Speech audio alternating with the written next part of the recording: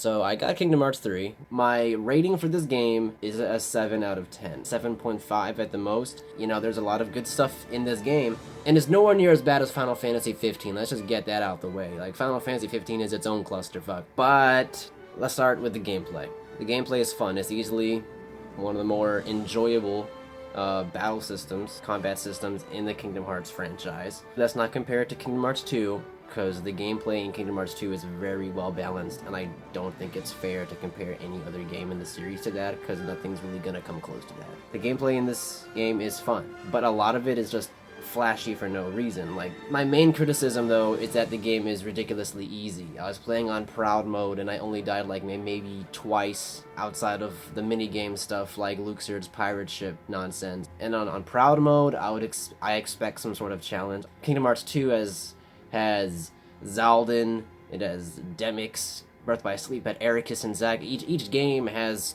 powerful bosses who impose some sort of a challenge, but in this game there were none. Also, there weren't that many memorable bosses. The gameplay it's fun, and it's flashy, but it's not challenging, and it doesn't have a lot of depth to it. They could have refined it a bit more. I was able to beat the secret boss in only a handful of tries, and even in the end, I just forced my way through him. There was no need to analyze his movements, try and, like, you know, learn when to guard, learn when to dodge. No, I just forced my way fucking through, and that shouldn't ever be a thing with a secret boss. I remember back playing Kingdom Hearts 2 Final Mix, fighting the organization datas, and I had to learn literally whole strategies to beat these guys. I had to memorize when Zaldin would walk forward. I had to memorize how many pillars shot out of Marluxia as I dodge rolled. I had to memorize entire sequences. There's none of that anymore. There's no strategy involved in fighting these guys. You just hit X, hit triangle, and now I don't think I even ever properly learned how to air block, because I don't need to do it. I just win. Next up is world design. The worlds are by far the most impressive part of this game, probably the best part of the game. Toy Box and the Caribbean are probably two of the best worlds in the whole franchise. However, there's only 7 worlds in this game, one of which you complete before you even finish the prologue. Like, the pacing of this game is entirely off, and there's not even that many worlds. Twilight Town and Keyblade Graveyard and Winnie the Pooh are technically worlds, but Twilight Town is smaller than in Kingdom Hearts 2. Its only main attraction is the Bistro, which you can access anywhere else. Winnie the Pooh, they did my man Pooh Bear dirty as fuck in this game. It's only one room, and it's just the same minigame 3 times. Why even have it in the game? And then the Keyblade Graveyard is really just cutscenes with a few boss fights, and the boss fights aren't that good. And then within the Keyblade Graveyard, you have, like, the final world and Scala at Kylam, which are just they're just areas. They don't constitute as worlds, in my opinion. The worlds that are in the game are fantastic, but there's only really 7 worlds, and that's really disappointing. By the time I got to Big Hero 6, I was like really into the game. I was having a blast, and then I went to the world map, and then I was like, oh, we're already done, huh? Okay. Because Kingdom Hearts 1 had, what, 13 worlds? Kingdom Hearts 2 had, like, 15 worlds. That's double the amount in this game. Like, oh, but they're so much bigger. Like, okay, so? That doesn't matter? This game is very short overall, and I feel like it's short because there's not a lot of worlds. You get through 7 worlds, you're already done. Next up is not really going to impact my overall score, but it's just, like, a gripe that I had. And the audio mixing seems a lot more subpar. The audio of the characters talking wasn't that crisp, if that makes sense. And I couldn't really hear the music that well. It was overpowered by all the sound effects and voiceovers. I couldn't even really appreciate the music, and the music in Kingdom Hearts is fantastic. As far as side content goes, there's not a lot to do. There's no Colosseum, and there's no Final Fantasy characters whatsoever. And because there's no Final Fantasy characters, there's no real side plots. A lot of the charm in the first game was the fact that it's like a crossover, like Disney, Final Fantasy, Square Enix, you know, like they have like Leon and all them. And Leon and them are like some of Sora's closest friends. And then Leon's responsible for rebuilding Radiant Garden. He doesn't even get a thanks. They do a lot of good stuff, like the Gummy Ship's better than it's ever been. And there are a lot of mini games, and none of them are really as bad as, like, say, Ice Cream Beat. But that was disappointing. There's no Final Fantasy characters. The last part of this video is gonna be the story. The story was just really bad. Mainly, it didn't feel like a conclusion to a story arc. This is the end of the Xehanort arc.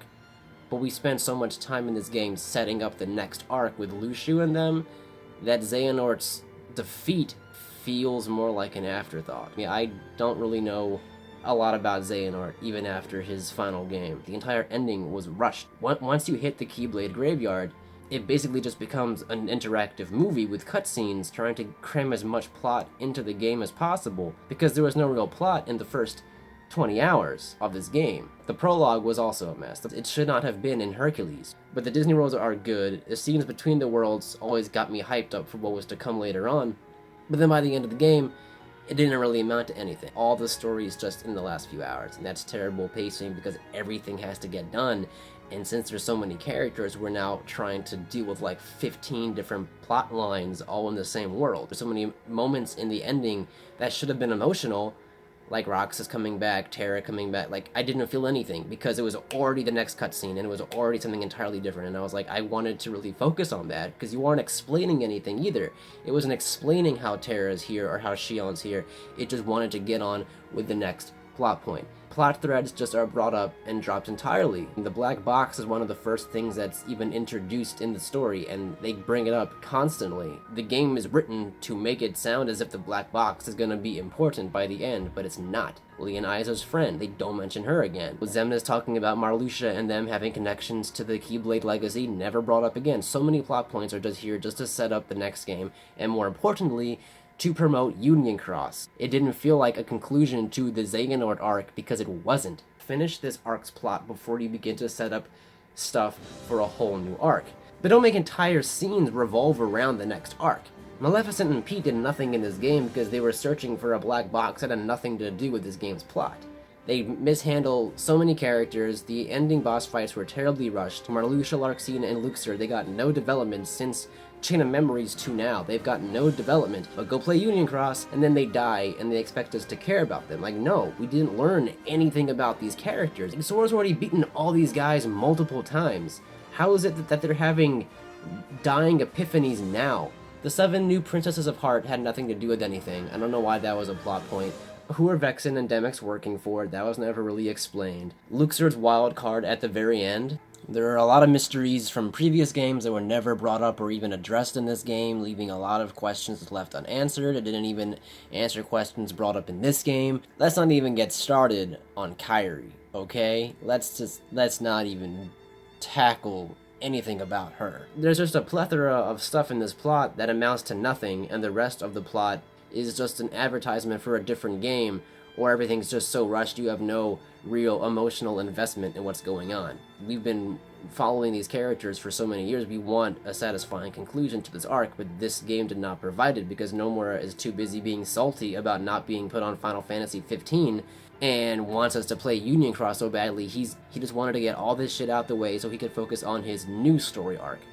Every Kingdom Hearts game so far, for the most part, has left me feeling satisfied upon completing the story. Birth by Sleep, even though the writing was pretty bad, by the end of the game it told the story you were setting out to tell. In Dream Drop Distance, I was super hyped by the end of it because it did what it set out to do. They were good stories, and then they were setting up for the grand finale. It was all leading to Kingdom Hearts 3, and then you get here and play the game, and I personally was just left unsatisfied with how they told this plot, because it was a mess. So all in all, ironically, Kingdom Hearts 3 did not have a lot of heart put into it because Nomura's priorities were obviously elsewhere. And for what's in the game, there's definitely some good stuff. The gameplay is solid, but not very deep or difficult. The worlds are good, but there's not even that many worlds. And then the story is just a jumbled mess. And well, I can go into way more detail with the plot in a whole nother video. So overall, a 7.5 at the most. Hopefully Kingdom Hearts 4, or whatever comes next, is given a lot more care